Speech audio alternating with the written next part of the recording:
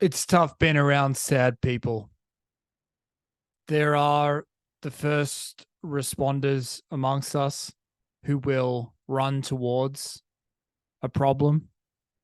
The other day, when I was at the Queens of the Stone Age concert in Asheville, some chick, maybe like three people to my left, keeled over when the support band was on. And she smoked too much weed or something. And she was like on the ground, pale as fuck. And I was like, oh fuck, Larry David moment. I'm like, am I close enough where I'm gonna get roped into this? And I would like to think I'm not a fucking total demon in that if I'm on the edge, if I'm next to her, I'm putting my drink down, I'm helping. I know that's the socially required thing for me to do, but I was on the cusp and I was like, oh, should I be the second wave here where I'm just like when you're adding nothing, but you're like looking to help? Or you might offer to be the runner to go get the paramedic. Anyway, because I was like three deep, I kind of skirted out of it, but I was definitely being like, am I being a cunt here? Am I getting am I gonna get some nasty looks from people around me? But long story short, I was fine. But I think it does give an indication to my character where I'm like, oh, something's gone wrong. Don't want to be the first responder. Not sure how to deal with it.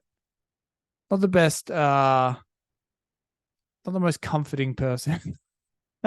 Just outing myself as a terrible fucking person here, but you know what it's like being around a sad person. It's a bad example, really, because that person, for all I know, could have hit their head or been in life, uh, in a really serious issue. I'm just talking about like sadness, right? Someone's sad, and it's depressing as fuck when you're around a sad person. I'm gonna come out and say it. You try and lighten the mood. You tell a joke, and they give you that half laugh.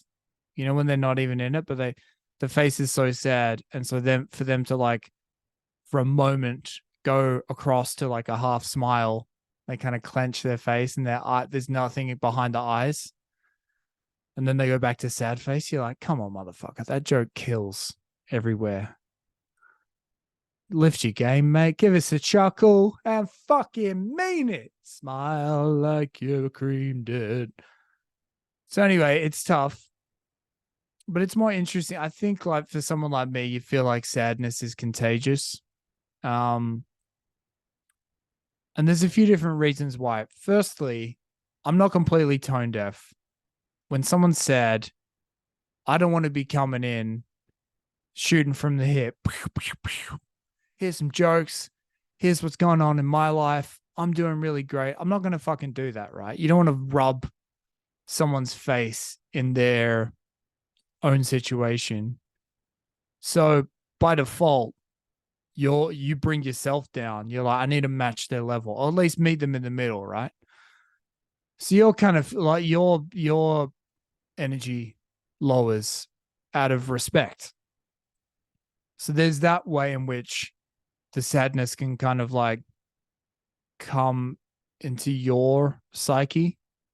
There's another way in which, when someone's sad and it's like, it's because they keep making the same dumb mistake in their life. And maybe you've brought it up with them, maybe you haven't, but like in this hypothetical situation, the person knows what they're doing wrong. They've made the same mistake before, but they can't help but continue to make the same mistake. And there's like a sadness about that where you're like, oh, you're here again. Fuck. This sucks. And you just, yeah, you're like, again, I don't want to like fucking say I told you so. So you're just like, damn it, they're dealing with this still. Fuck. And the other way is then you've got someone who's just like a typically happy go lucky person. You've never seen them sad before. And then they get overwhelmed by like a general, just a wave of depression or sadness. And that's a downer as well, because you're like, holy shit, this can just happen to anyone. You're like, again, it's selfishness. You're like, this could happen to me, not this guy. I'm the happy one, man. So anyway, that's kind of the rough thing about, and it's like, yeah, the whole concept of like, we've all been down before, and then when someone comes in and tries to cheer you up, trying to cheer someone up, you have to fucking totally Trojan horse that shit. Because if you come in with like, I'm here to cheer you up written on your forehead, the sad person is like, can you fuck off? It's really not useful, or you're not able to accept that type of transparent Mr. Fix It vibe. So sometimes people got to, you know, take you somewhere, or like there's a whole kind of like trick to it. You could even give them like a fucking Willy Wonka experience with like a hidden message at the end. Where it's like, there we go, there's a smile on your darn. You've had to fly into fucking Dubai and give them a tiger ride.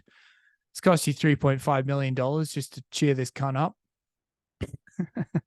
uh, but yeah, you know what? The one saving grace though is that if someone's openly sad, the sadness is contagious. At least you know what you're getting into with that type of thing. Like an openly sad person is the equivalent of someone who is like coughing and like fucking sputtering, where you're like, oh, that person has caught something. I'm not a fucking germaphobe. I'll get, I'll say hello, but I'm gonna keep my distance a little bit, and like, because I don't want to catch it. It's obvious they have something. But the worst, even worse, is when someone is like silently sad. When they're I notice a lot now that maybe it's just the age of my kids at, where I'm noticing a lot of people where maybe they're like the early years of having a child. It's turbulent. You've got babies in the house. You got to figure out how a baby works. But then once they become little people, then there's like a depression that sets in within a lot of households, where it's like, all right, this is it. See, I'll be able to resume my life in the next 15 years. And if you've got a good partner and you got good kids and you're happy with your life, then it's like, fuck it, this is great. 15 more years of this, let's do it. But with some people, you just see kind of like they've got 1,000-yard stare, and that's the issue with me, is I don't like making eye contact. I find that's invasive. That's fucking.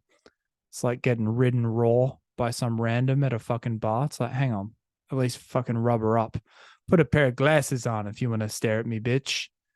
So I don't like eye contact. I avoid eye contact wherever possible. And then I'll hang out with someone and think, oh, they're all right. They're doing okay. And then like I spend a long time with them, a whole day or something. And then at the end, I'll be like, all right, I accidentally catch their eye. And I'm like, oh my God, this person's hanging on by a fucking thread. If I started with eye contact, I could have sensed and appraised the enormous depths of sadness that exist within this person behind the suburban facade of mirth and merriment. However, I'm too fucking socially orcs to deal with that, and I've caught a glimpse of their eyes, and I've been around this person who is wildly contagious with sadness, and I haven't paid attention, and it's been seeping into my pores without me realizing. So that's the one you really got to watch out for.